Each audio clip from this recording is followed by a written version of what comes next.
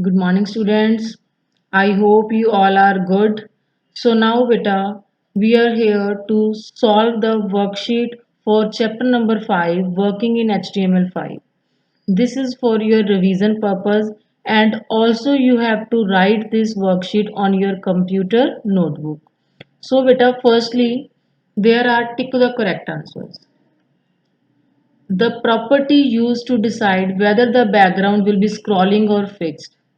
ये बेटा चैप्टर के बीच में से ही क्वेश्चंस हैं जो कि आपकी बुक में नहीं है, मतलब आपके चैप्टर में से हैं, तो आपको चैप्टर में ढूंढ के इसका सोल्यूशन करना है। बट फिर भी मैं इसका सोल्यूशन आपको करवा देती हूँ। वो प्रॉपर्टी बतानी है जो बैकग्राउंड को स्क्रॉलिंग और फिक्स्ड के लिए यूज की जाती है। Background attachment, background position, background repeat.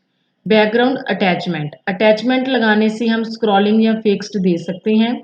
Position तो आपको पता ही है, लेफ्ट राइट होती है, और रिपीट से जो फोटो है वो रिपीट होती है, तो इसका आंसर आएगा background attachment. The property used to decide the bottom margin around an element. नीचे वाला मार्जिन सेट करने के लिए कौन सी प्रॉपर्टी यूज होगी बेटा? Margin bottom. देखो बॉटम ऑप्शन है तो बॉटम तो लेना ही पड़ेगा, तो और कोई बॉटम वाली ऑप्शन है ही नहीं, मार्जिन कौन सा लेना है? Bottom. The property used to specify the size of the background image. Background image का साइज सेट करने के लिए कौन सी प्रॉपर्टी यूज होगी? बैकग्राउंड इमेज तो फोटो लगाने के लिए होती है, बैकग्राउंड रिपीट मैंने अभी बताया था फोटो को रिपीट करने के लिए, तो बैकग्राउंड साइज यूज होगा फोटो का साइज सेट करने के लिए, जिसको आप पिक्सल्स में दे सकते हो, परसेंटेज में दे सकते हो। द लेटेस्ट CSS वर्जन कौन सा है लेटेस्ट बेटा? CSS3। पहले सबसे CSS1 आया था, पर आजकल की बात करें तो लेटेस्ट कौन सा है? CSS3। CSS क्या होता है? Cascading style sheet. The property used to indent the first line of the text is. Text मतलब जो डाटा आप लिखते हो उसको इंडेंट करने के लिए text transform, text align, text indent. Indent के लिए टेक्स्ट इंडेंट ही यूज होगा। This property specifies whether or not a text should be displayed in small caps font is।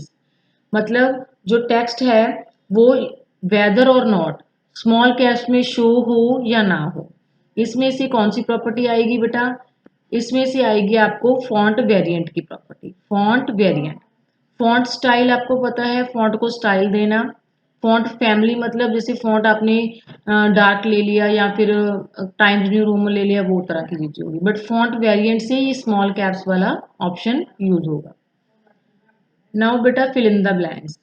The dash property is used to specify the image to be used in a background of the element used। कौन सी property है जो image को specify करती है background में?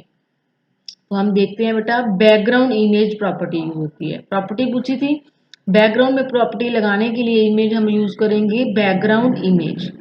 There are dash different types of margin properties. Margin properties कितनी होती है बेटा? मार्जिन 4 होते हैं, तो प्रॉपर्टीज भी 4 हो जाएंगी। ये कौन कौन सी? Top, bottom, left and right. The dash property is use to set the style for the mentioned side of the border. Border की एक साइड का स्टाइल सेट करने के लिए कौन सी प्रॉपर्टी यूज होगी? Border style. नेक्स्ट आता है बेटा, dash property is use to set the weight of a font. Font का वेट सेट करने के लिए फॉन्ट स्टाइल यूज हो जाएगा। ठीक है। Dash is use to apply various styles to a particular element. देखो 3 तरह के आपको करवाए गए थे। पर्टिकुलर एलिमेंट के लिए इनलाइन स्टाइल यूज करते हैं।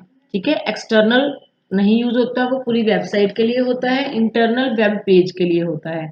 और जो पर्टिकुलर एलिमेंट था उसके लिए इनलाइन यूज होता है, inline style. Dash is used to decide the starting position of the image used as a background। इसके लिए आएगा बैकग्राउंड पोजीशन। पोजीशन बतानी है हमने किस तरह से है, लेफ्ट पे राइट पे, किस तरह से पोजीशन सेट करने के लिए बैकग्राउंड पोजीशन ऑप्शन ही यूज होगा। तो आई होप आपको समझ में आए होंगे। True false. An external CSS file is saved with the extension .css। True, CSS से सेव होती है। You can not change the case of letters in HTML कोड। फॉल्स। हम चेंज कर सकते हैं, बड़े लेटर भी लिख सकते हो, स्मॉल लेटर भी लिख सकते हो। केस का मतलब यही होता है।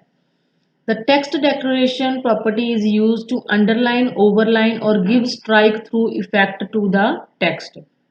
टेक्स्ट डेकोरेशन प्रॉपर्टी इसके लिए यूज होती है आपकी। ट्रू आएगा।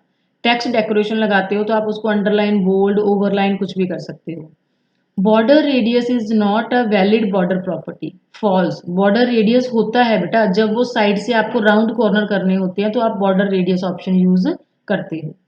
ये ट्रू आएगा, नहीं सॉरी फॉल्स आएगा। Border radius is not a valid property, not लगाया है, गलत है, ठीक है, false. By default the background image property repeats an image both horizontally as well as vertically. जो बैकग्राउंड प्रॉपर्टी है, जो इमेज है, बाय डिफॉल्ट वो दोनों तरफ जो है उसको रिपीट कर देती है, तो ये आएगा आपके पास फॉल्स। दोनों तरफ नहीं करती, हमें बताना पड़ता है उसको, नहीं तो एक बार ही लगाएगी, रिपीट नहीं करेगी। None of the other CSS border properties will have an effect unless the border style property is set। कहते जब तक हम बॉर्डर प्रॉपर्टी स्टाइल सेट नहीं करेंगे तब तक कोई प्रॉपर्टी पे इफेक्ट नहीं पड़ेगा, ट्रू। जब तक हम लगाएंगे नहीं इफेक्ट कैसे पड़ेगा। तो ये इसके आंसर्स है बेटा, जिसको आप टैली कर लेना। और जो ये नीचे वाली वर्कशीट है, मैंने लिखा भी हुआ है do this below worksheet only on computer book. ये आपके कंप्यूटर के पेज नंबर है, वर्कशीट 1 जो तीनों चैप्टर कवर करती है। 28 देखो ये डेसिमल नंबर है क्योंकि 10 लगा हुआ है नीचे, ये बाइनरी है। डेसिमल को बाइनरी में कन्वर्ट करना है, डिवीजन मेथड लगेगा। ये 2 बाइनरी को डेसिमल में करना है, इसके लिए मल्टीप्लिकेशन मेथड लगेगा। और फिर से ये डेसिमल को बाइनरी में करना है, डिवीजन मेथड लगेगा। मैं इसके आंसर दिखा देती हूँ इस तरह से। देखो डिवीजन मेथड है, मैंने आपको पहले समझाया हुआ है। 28 को 2 से डिवाइड करेंगे 14 पे जाता है, रिमाइंडर कुछ भी नहीं बचता। 14 को जब 2 से डिवाइड करोगे 7 पे जाएगा और रिमाइंडर 0। जब 7 को 2 पे डिवाइड करोगे तो 3 2 6 होता है पर रिमाइंडर 1 बच जाएगा। 3 को 2 से डिवाइड करोगे तो 1 पे जाएगा और रिमाइंडर 1 बचेगा। और 1 तो 2 पे जा ही नहीं सकता तो 1 का एज इट इज 1 लगा दीजिए और इसको नीचे से पढ़ना स्टार्ट करो, आंसर आ जाएगा 1 1 1 0 0। इसका भी देख लो, 642 को 2 से डिवाइड करो, रिमाइंडर 0। 322 को 21 को 2 से डिवाइड करो, रिमाइंडर 1 आएगा। ऑड नंबर हो गया ना। 160 को 2 से डिवाइड करोगे, रिमाइंडर 0। 80 को 2 से डिवाइड करोगे, रिमाइंडर 0। 80 कहाँ पे आता है? 40 पे। 40 को 2 से करोगे 20 पे जाएगा, रिमाइंडर 0। 20 को 2 से करोगे 10 पे जाएगा, रिमाइंडर 0। और 10 को 2 से करोगे 5 पे जाएगा, रिमाइंडर 0। और 5 को 2 से करोगे 2 2 4, 1 बच जाएगा। और 2 को 2 से डिवाइड करोगे 1 और रिमाइंडर 0। अब 1 तो 2 पे जाएगा ही नहीं, 1 एज इट इज नीचे लिख दीजिए। नीचे से पढ़ोगे तो आंसर आपका आ जाएगा 1 0 1, फिर 1 2 3 4 5 जीरोस एंड देन 1 0। नीचे से पढ़ के ही आंसर आएगा, ऊपर से नहीं। मल्टीप्लिकेशन मेथड कैसे था? मैंने कहा था फर्स्ट डिजिट लिख लीजिए, फिर 0 दूसरा, फिर तीसरा 0, फिर चौथा 0 एंड देन 1। पीछे से शुरू करना, राइट से। 2 की 0 से मल्टीप्लाई, 2 की 1 से, 2 की 2 से, 2 की 3 से, 2 की 4 से। 2 की 4 कितना होता है? 16। अब ये तो 0 से मल्टीप्लाई करेंगे, जितना मर्जी नंबर हो 0 से मल्टीप्लाई करके तो 0 ही आएगा। 2 की 0 1 होता है तो 1 इंटू 1 1। 16 और 1 कितना बन गया? 17। तो ये डेसिमल नंबर आपका बन गया। नेक्स्ट बेटा इसमें थे ट्रू फॉल्स आपके। The base of the number system is placed as a superscript of a number, false. Superscript तो ऊपर लगती होती है, जो बेस है वो नीचे लगता होता है, ये देखो इसको कहा गया है, ये सबस्क्रिप्ट होती है, तो ये फॉल्स है। The octal number system consist 10 digit, बिल्कुल ही फॉल्स है। ऑक्टल में 8 डिजिट यूज होते हैं, 0 से 7।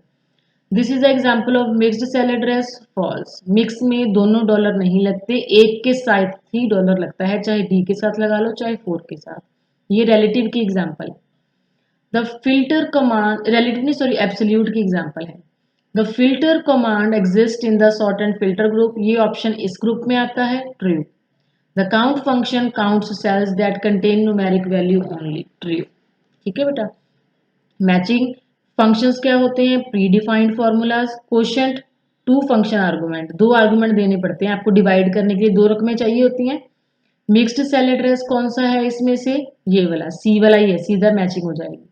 रिलेटिव कौन सा है? बिल्कुल नीचे वाला, ई वाला। और एब्सोल्यूट कौन सा है? जिसमें 2 डॉलर के साइन यूज होते हैं।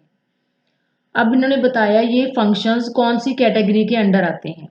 एवरेज कौन सी कैटेगरी में आता है, सम कौन सी कैटेगरी में, काउंट कौन सी कैटेगरी में आता है, मैक्सिमम किस कैटेगरी में और पावर किस कैटेगरी में। तो ये आंसर्स नीचे दिए गए हैं आपको बेटा। जो है सम और एवरेज है, ये दोनों स्टैटिस्टिकल में आएंगे। और जो ये काउंट है ये आपका आएगा मैथ सॉरी स्टैटिस्टिकल में ही आएंगे ये भी आपके। जो ये एवरेज था और पावर था, सॉरी सम था और पावर था, ये दोनों मैथ एंड ट्रिग्नोमेट्री के हैं। बाकी एवरेज, काउंट और मैक्स जो हैं ये सारे आपके स्टैटिस्टिकल में आते हैं। ओके स्टूडेंट्स, आई होप आपको क्लियर हो गया होगा ये सारा। Thank you, have a nice day, bye bye.